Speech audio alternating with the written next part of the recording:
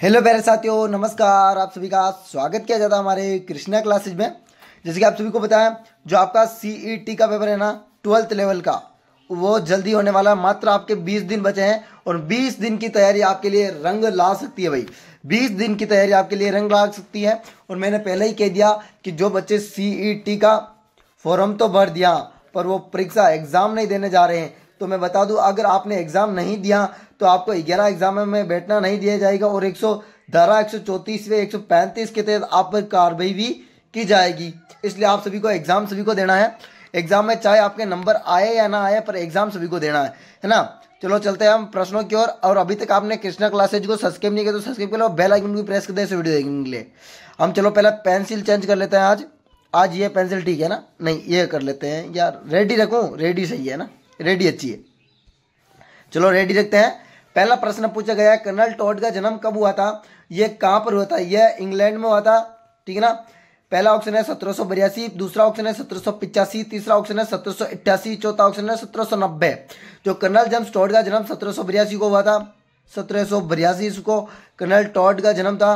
राजस्थान के colonel Tod को एक और नाम से जाना जाता है। राजस्थान के इतिहास के पिता के रूप में भी कर्नल टॉड को जाना जाता है। याद रख लेना आप सभी को, वापस नहीं बताने वाला हूं मैं ये क्वेश्चन।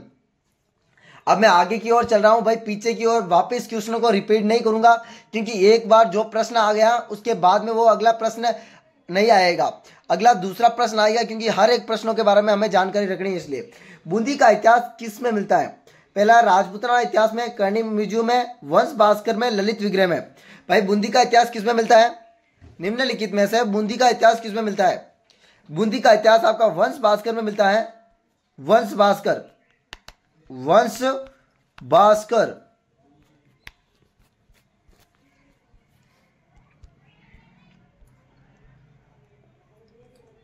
आपके सामने आपका तीसरा क्वेश्चन है, कालीबंगा सभ्यता की जानकारी किसने दी?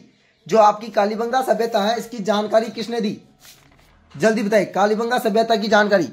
पहला ऑप्शन है गोविंद अग्रवाल, दूसरा है मनमोहन सिंह, तीसरा है टेस्ट स्टोरी, चौथा है अलमचंद घोष। सभी को बताना है कालीबंगा सभ्यता की जानकारी किस जिले में है? Kalibangan Hanumangarh,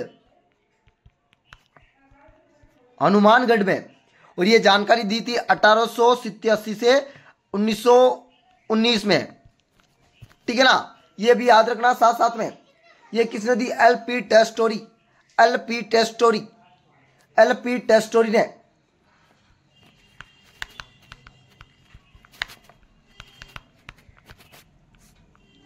LP test story ने, ठीक ना। अलमचंद घोष ने क्या दिया?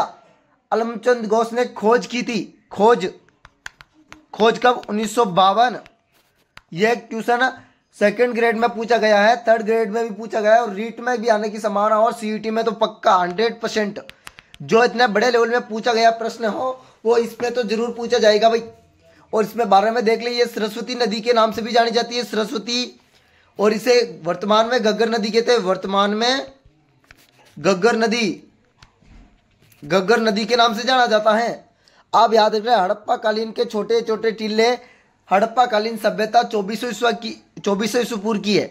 2400 ईस्वी पूर्व याद रख लेना है भाई, याद रख लेना, मैंने एक बार ही बताया है, ठीक ना। यहाँ पर वाकणक महोदय के अनुसार सिंधु घाटी सभ्यता की नदी भी कहते हैं, वाकणक महोदय के अनुसार। आगे चलते हैं हम चौथे क्वेश्चन की ओर। चौथा क्वेश्चन है आपके, मौर्य काल में बौद्ध धर्म का प्रमुख केंद्र था। जो मौर्य काल था ना, उसमें बौद्ध धर्म का प्रमुख केंद्र था विराटनगर, जयपुर, अजमेरू और सांबार। अजमेरू किसका प्राचीन नाम है? अजमेर का, अजमेरू अजमेर का। सांबर झील। आपका राइट आंसर ए होगा विराटनगर, विराटनगर। अगला प्रश्न आपके सामने पांचवा प्रश्न पूछा गया है, निम्नलिखित में से ताम्र सभ्यता या संस्कृति किसे कहते हैं? निम्नलिखित में से ताम्र सभ्यता या संस्कृति किसे कहते हैं? ऑप्शन नंबर है आर्य सभ्यता, ऑप्शन नंबर बी है बैगर सभ्यता, ऑप्शन नंबर सी है बालातल सभ्यता, ऑप्शन नंबर डी है गणेश्वर सभ्यता। जल्दी से पांचवें क्वेश्चन का राइट आंसर सभी का आना चाहिए भाई। पांचवें प्रश्न का राइट आंसर जल्दी से बताएं। पांचवें प्रश्न का राइट आंसर सभी को बताना है। ये काफी अच्छा प्रश्न है। और इसका उत्खनन किसने किया था? आर.सी. अग्रवाल। ये लो, मैंने ये बता दिया, उसका उत्खनन आर.सी. अग्रवाल और विजय कुमार, आर.सी. अग्रवाल, अग्रवाल, विजय कुमार। ये लो भाई, मैंने दोनों का नाम भी बता दिया और मैंने सन भी बता दिया। लो, 1977 से 1978, 77 से 78। और ये कांतली नदी के किनारे स्थित है। किस नदी के किनारे? कांतली। अभी तो सभी का आंसर आना चाहिए, अब सभी का आंसर आना चाहिए।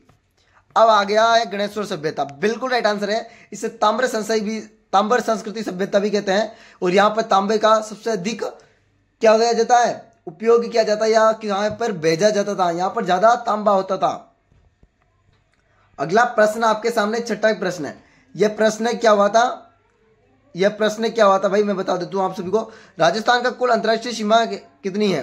भाई मैंने क्या हुआ, 920 की जगह मैंने गलती से 5820 बोल दिया था। इसलिए मैं इस प्रश्न को राइट करने के लिए वापस इस क्वेश्चनों को वापस आ रहा हूं, क्योंकि जो वीडियो बन चुका है उसमें एडिट तो पूरा तो नहीं किया जा सकता ना भाई, उसको पूरा एडिट तो नहीं किया जाता। लाइव क्लासेज होती है उस पर कुछ नहीं किया जा सकता है। इसलिए गलती से हो जाए तो आप कमेंट कर देना भाई, है ना। राजस्थान की कुल अंतर्राष्ट्रीय सीमा आपकी 5920 है, 5920 है, ठीक ना। राजस्थान की कुल अंतर्राष्ट्रीय सीमा आपकी 5920 है।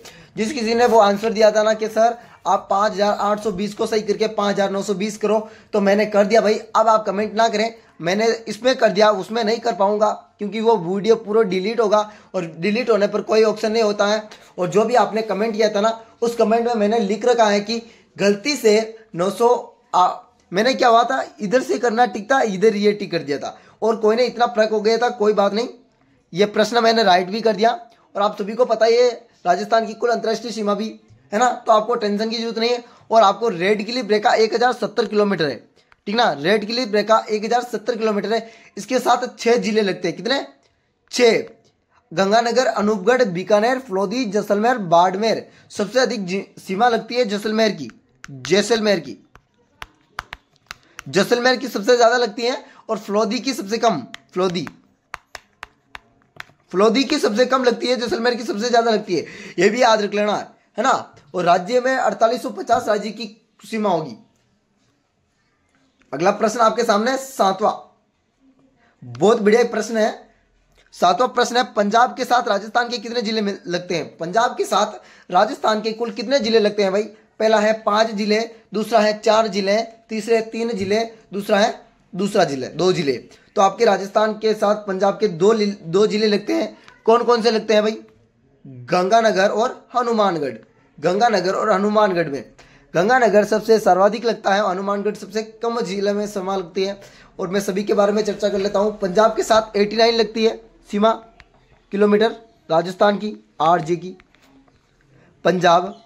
और आपका हरियाणा के साथ आपकी लगती है 1262, और आपके यूपी के साथ 877, और आपके एमपी के साथ सबसे ज़्यादा 1600, और आपके गुजरात के साथ 1022।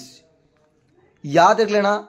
और आपको याद रख लेना, पंजाब के साथ 2 जिले, हरियाणा के साथ 8 जिले, यूपी के साथ 3 जिले, एमपी के साथ 10 जिले, और आपके गुजरात के साथ 6। सबसे ज़्यादा एमपी कहता है, एमपी में सीमा भी सबसे ज़्यादा 1600 है, और जिले भी 10 है सबसे ज़्यादा। और सबसे कम किसमें है? दूसरा कौन सा? पंजाब में 89 तो किलोमीटर सीमा है और 2 जिले लेते हैं। अगला प्रश्न आपके सामने, 8वां प्रश्न, राजस्थान का 7वां संभाग किसे बनाया गया? जो राजस्थान का जो 7वां संभाग है वो किसे बनाया गया है भाई? पहला है आपका अजमेर, दूसरे में आपका भरतपुर दिया गया है, तीसरे में आपका पाली, और चौथे में आपका जयपुर दिया गया है। बताए सभी को, 7वां संभाग कब बना? 4 जून 2005 को। 4 जून 2005 को भरतपुर आपका संभाग बना था, और ये 7वां संभाग था। कितना? 4 जून 2005 को भरतपुर आपका संभाग बना था, और ये 7वां संभाग था। अब सभी को याद आ गया ना? किसे नहीं पता था? और अजमेर कौन सा था भाई? अजमेर 6ठा था। कब बना था? अजमेर संभाग छठा था वो कब बना था? 1987।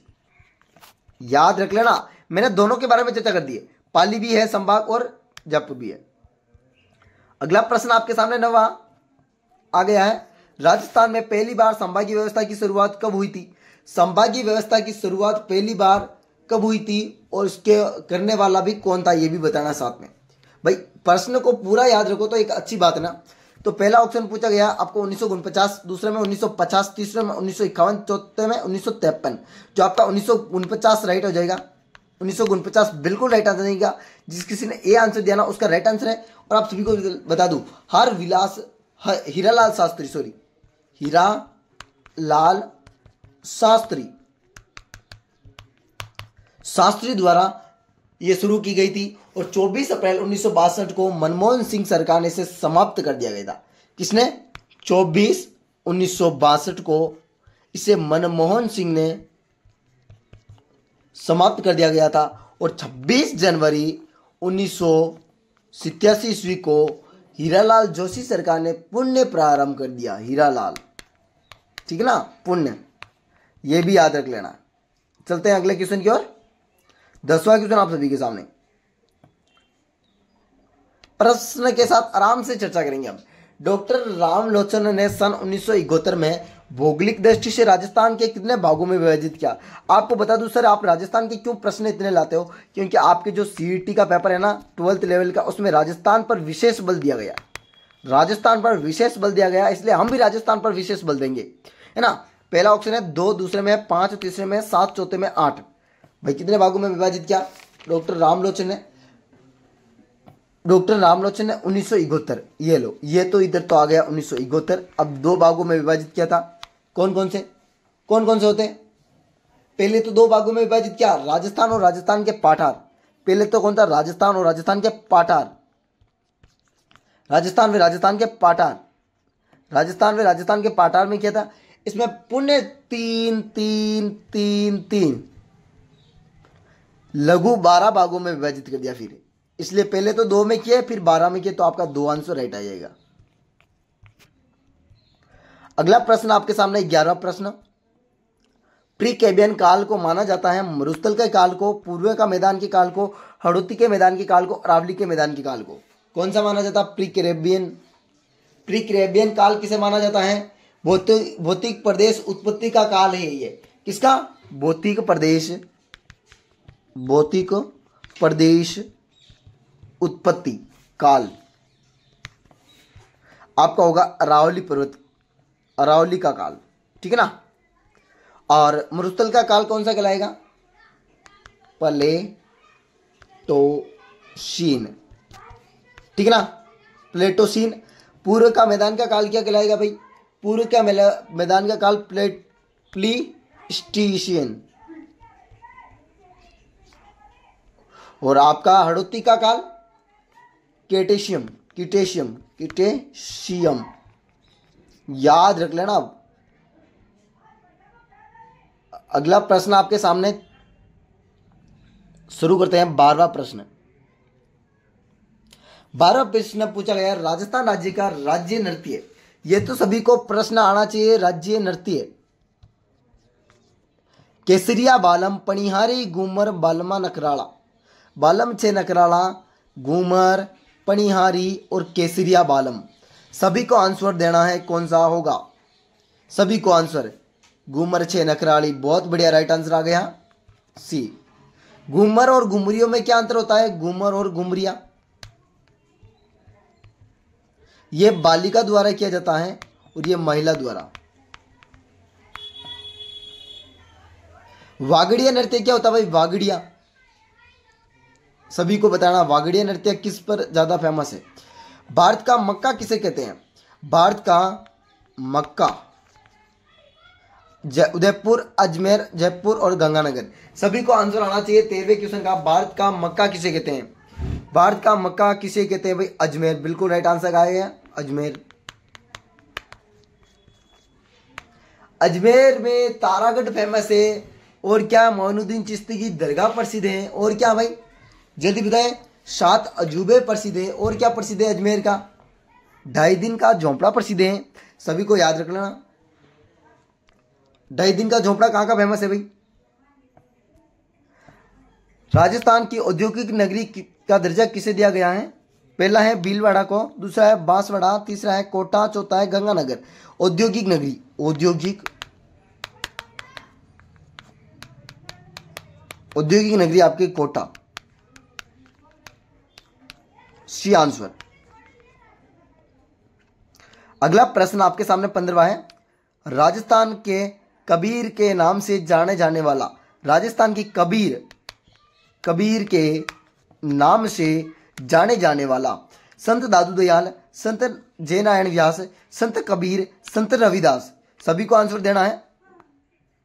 राजस्थान के कबीर के नाम से संत दादू दयाल, संत दादू दयाल। अगला प्रश्न आपके सामने 16वां क्वेश्चन। संतों का शिखर किसे कहते हैं? पहला है अरावली पर्वत, दूसरा है गुरु शिखर, तीसरा है जारगा, चौथा है उपयुक्त में से कोई नहीं भी। और सबसे ऊंची चोटी अरावली की गुरु शिखर ही है, और आपका संतों का शिखर भी गुरु शिखर को कहते हैं।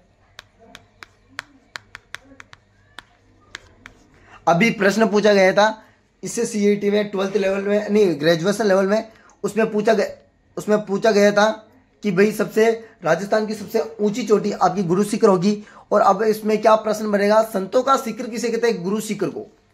और उसकी ऊंचाई कितनी है भाई? गुरु शिखर की ऊंचाई कितनी है सभी को बताना है। और सबसे कम ऊंचाई वाली, सबसे कमलनाथ। अगला प्रश्न आपके सामने 17वां। यह प्रश्न बहुत बढ़िया है। जल महलों की नगरी किसे कहते हैं? जल महलों की नगरी। ऑप्शन नंबर ए है उदयपुर, ऑप्शन नंबर बी है सुलंबर, ऑप्शन नंबर सी है केकड़ी, ऑप्शन नंबर डी है डींग। डींग के जल महलों को जल नगरी भी कहते हैं। आपका आ गया डींग, बिल्कुल राइट आंसर। अगला प्रश्न 18वां। 12 भाइयों का मेला कहां पर लगता है? यह प्रसिद्ध प्रश्न है और यह जरूर आएगा। धौलपुर, सुलंबर, केकड़ी और डींग। सभी को बताना है। 12 भाइयों का मेला धौलपुर।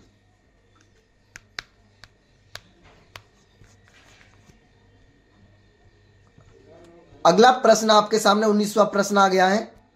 राजस्थान की प्रथम खारे पानी की झील है सबसे बड़ी। पहला ऑप्शन डीडवाना, दूसरा है खारी नदी, तीसरा सांबर, चौथा मेंथा नदी। सभी को आंसर देना इसका, सभी को आंसर आना चाहिए इसमें। ए, बी, सी और डी पर टिक कर देना चाहिए। चलता हूं मैं जब तक। आपका अंतिम प्रश्न। सबसे कम तहसीलों वाला जिला कौन सा था राजस्थान का? अजमेर, ब्यावर, दूदू और केकड़ी। आपका राइट आंसर दूदू हो जाएगा।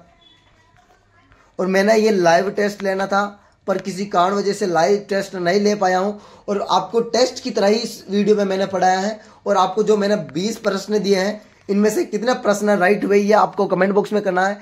वेलकम, अगले वीडियो में मिलते हैं इसी प्रकार की वीडियो के साथ। और आपको सीईटी का एग्जाम सभी को देना है। मेरे साथ आप सभी की हार्दिक शुभकामनाएं आपके नवरात्रे पर। आपकी जो माता रानी की कृपा, असीम कृपा आप सभी पर बने रहे। वेलकम। और वीडियो को लाइक और जरूर कर देना शेयर, और अपने दोस्तों के साथ भी शेयर कर देना। वेलकम, अगले वीडियो में मिलेंगे इस प्रकार वीडियो के साथ। आपको वीडियो कैसा लगा आप जरूर बताना है। वेलकम, राधे राधे। अगले वीडियो में फिर से आपसे इसी प्रकार से मिलेंगे। और इस वीडियो में आपसे अलविदा लेते हैं। अलविदा साथियों, अब है वतन आपके हाथ में।